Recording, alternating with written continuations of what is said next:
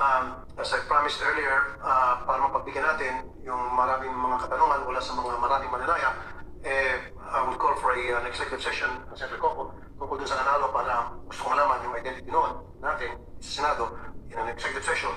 Nang sa gayon, masatisfy natin yung mga mananaya. Kasi ang sinasabi, ito'y kumakalat na kahaka na, tropa raw ni GM ang nanalo. Yun lang.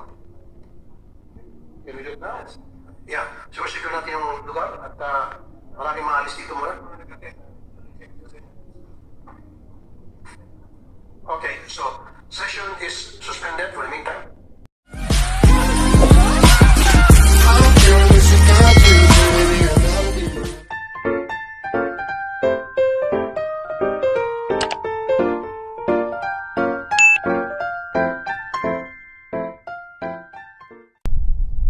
Tungkol doon sa tinatawag na cancellation. So being a teller, so meron kang alam. Good afternoon po. Ako po si Zinaida Salvador, 23 years Lotto teller. Okay, saan po kayo Lotto teller, ma'am? Makati po. Sa Makati. Okay. Nagsalita kanina si Mr. Robles. Sir, yung mga previous years, meron pong nangyaring ganyan kasi mismo ako yung nakita nun. Yung isang checker sa accounting, nakita nga na meron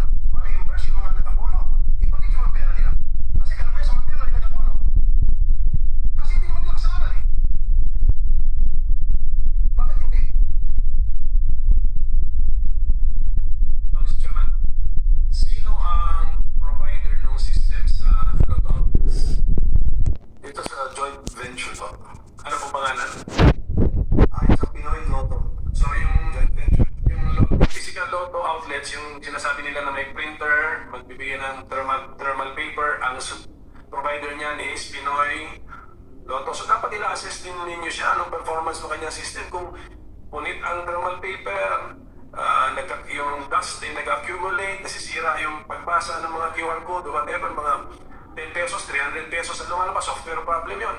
Is that your responsibility as PCSO or as a provider's responsibility?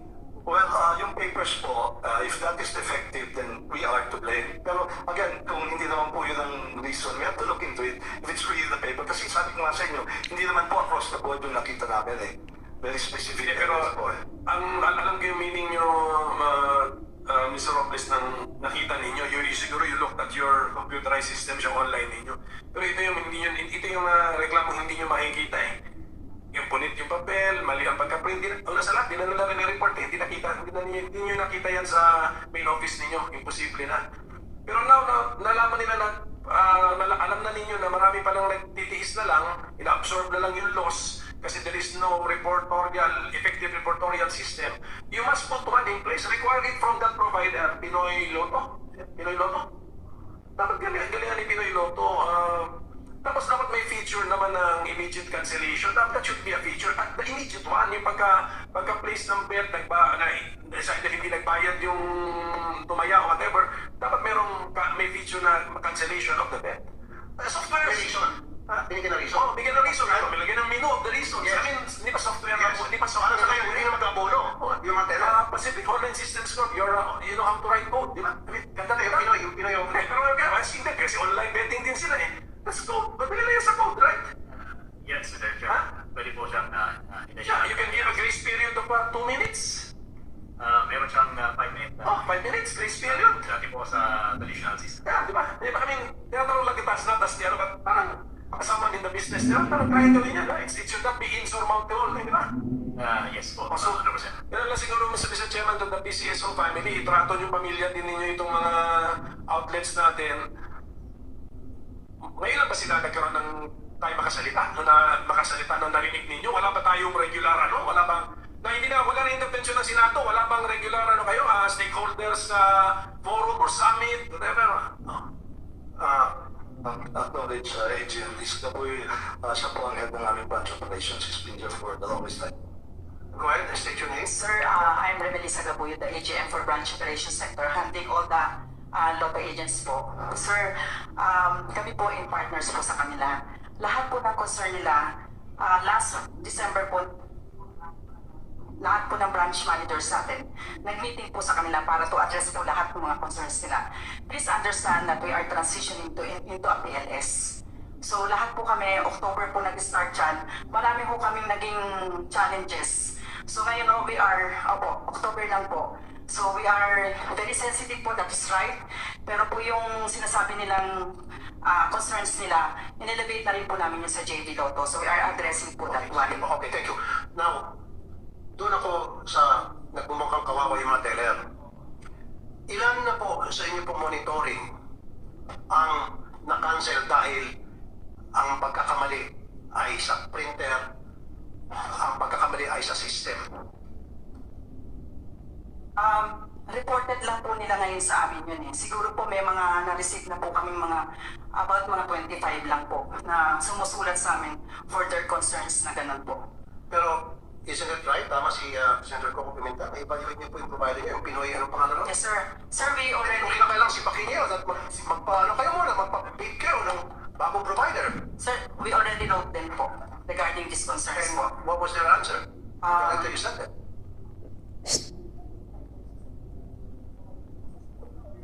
No. Wala pa po kaming na-receive na po. Kailan kayo sumulat sa kanila? Parang 2 weeks ago po sir. 2 weeks ago lang. Ay matagal itong problema to. Ang cancellation nag-start ng November po nag-start yung cancellations. November 30 po. Okay.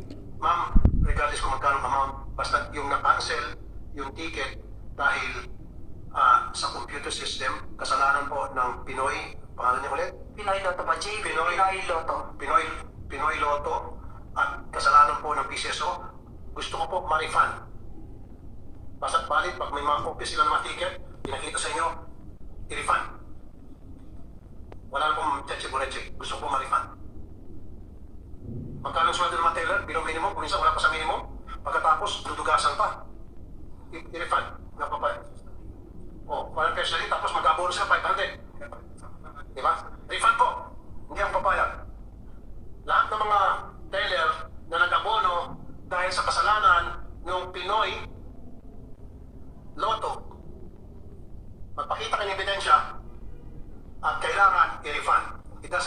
yung Pinoy Lotto mag-refund o yung PCSO?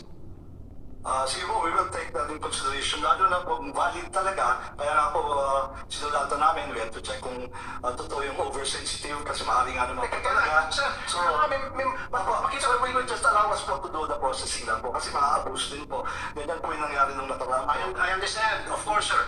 Pero kaya sabi ko nga, magpakita ng silang ebidensya na yung cancellation ay pagkakamali ng Pinoy Lotto at ng PCSO na walang kinalaman sila. Opo, we will determine that po. We will Kaya determine that once po. determined, kailangan i-refund sila, yung mga teller. Kasi sila po yung tinatamaan, sila po yung nag-abono. Yung po yung point ko rito. Nagkakaintindihan po ba tayo? Okay? So, Mr. Salvador, okay sa inyo? Itong sorry ko na po ticket nyo. Okay, resibo niyo po ito para maka-refund po kayo. Sa akin po yun, okay? Inang-handed yan. Kasi yung iba sir naitapon na. Wala na. Naitapon na. Problema. Wala na kami. Wala na, paano yun? Wala pang way na malaman yun, Mr. Robles, sa computer? Oh. Sige po, ipakita natin yung sa PCSO later para Nagbigay pa ako ng letter sa kanila nung pag-start ng cancellation. Kailan po? November, I think it's November, Monday yun eh. Tuesday, Monday. Nagpasa na ako ng letter. Noong November. November 13 siya nag-start. Hapon nagbasa ako ng letter sa kanila. Okay, sige, May November mga 13. pictures yun. Nakatanggap kayo ng reply dun sa letter nyo. Wala po. Nagpa-follow up lang po ako. Tapos, ipinasa ako sa gaming department kay... Forget the name. So, in short, nagkaroon ba ng resulta yung pagpapalap niyo po? Wala pa po hanggang... Hanggang ngayon? Bali ano daw po, for... Ang tawag doon? Parang for discussion pa. For discussion. O, ayan po. Nagpfollow pa ako kay Mr. Randy. November 13 hanggang ngayon, November, December, January, 2 months na, wala pa rin siyang nakukuha kasagutan doon sa kanyang problema. At pinagpapasapasan siya parang bola. Yes, ma'am. Your Honor, nakipag-meeting po ako sa kanila, if you remember po. Ma'am, yung meeting po natin regarding po doon sa nawala ng machine. Hindi po, marami po yun. Kasama po yung ano. Kasama din po Kasi ano tayong minutes yan, ma'am. Yes, ma'am. Continuous po na nakikipag-usap po kami sa inyo. Bali, Lagi ma'am. po yan. Our office is always open po sa inyo. Lagi po yan. Meron po tayong mga minutes of the meeting po yan. Bali, ang meeting po natin noong December 21. Opo. Regarding po doon sa mga nawala ng machine. Tapos, sinama ko na rin yung sa cancellation at saka yung mga Yes po, lotto para sa hours. thermal rules. Opo. Pero no more, hindi na ulit ako nag-ano ng letter sa inyo. Opo. Yun lang po. Pero once in a while, nagpupunta ako sa PCSO para ma-clear ko lahat yung mga rumors na lumalabas sa mga event. Pimentel, sa susunod na hearing natin, for now, I'll suspend this. Imbitahan ko po yung mga taga-Office of the Ombudsman para kunin natin yung opinion tungkol dito sa mga violation, glaring violations, matter of fact, na ginawa ng PCSO, kung meron pang mga kasuhan dito sa graphic practices. So, mas maganda magsalita yung Office of the Ombudsman. Yes, Senator Toco. Okay, kanina Mr. Chairman, na-establish natin na sabi ng PCSO may kapangyarihan sila to use a certain fund to augment the price, the jackpot. Do you also have the power to access a certain fund to reimburse these tellers na naapektuhan ng ating these well-documented cases of loss not due to their fault or negligence but due to the system? Can you do it? Biyabot ng 1.7 billion yan, tulad ng inaugment ninyo sa prize funds. Are you asking the chairman? I'm asking them if they believe that they have the power to set aside funding to compensate our tellers. Senator Toco, kasi nasa bagay ko, Chairman, kasi kung hindi Chairman, pasagutin natin, kung hindi, are you addressing that question to him? Pwede si Chairman, pwede si GM. Those who are familiar with their losses. Naka-assign si GM na legal basis to augment the price fund. Hindi Okay, so Chairman, would you like to answer the question? Yes. I would like to suggest that since these are operational concerns actually, not really policy issue yet. It's a matter of finding funds where we can help the lotto agents who suffered certain damages. These are concerns that should be addressed by the finance people, accounting, budget, and maybe in consultation with COA. Then when the consultation is done and it needs board action, then we will act on it. Pero siguro naman offhand, if you can, you have the guts to augment your jackpots by 1.7 billion, you can set aside fund to compensate the real damage the tellers and lotto operators. Of course, ang understanding natin kanina is aware kayo that some are gaming the system, trying to game the system. Hindi kasama sa usapan yung mga yon. Okay? Ito yung mga kasama sa usapan natin, yung sila Miss Salvador na kitang-kita niya naman from experience yun, real life experience yun eh. Okay? Yun ang, basta look for that fund that i-announce nyo na there is that fund so that you can help them. Kaya nyo na yung 1.7 billion na laki lang na to augment the jackpot prices. Kaya din niyo po ito. I'm sure. Yes, Mr. Chairman, I fully agree with his statement, and we will exert effort to find the funds. Thank you. Senator Cobo, Senator Bernardo Guido Cobo Pimentel. As I promised earlier, para mapagbigyan natin yung maraming mga katanungan mula sa mga maraming mananaya, I will call for an executive session, Senator Cobo, tungkol dun sa nanalo para gusto ko malaman yung identity noon natin sa Senado in an executive session. Nang sa gayon, masatisfy natin yung mga mananaya. Kasi ang sinasabi, ito ay kumakalat, napahaka na, tropa raw ni GM ang nanalo. Yun lang. Can we do it now? Yeah. So, secure natin yung lugar at maraming maalis dito muna. Okay, so session is suspended.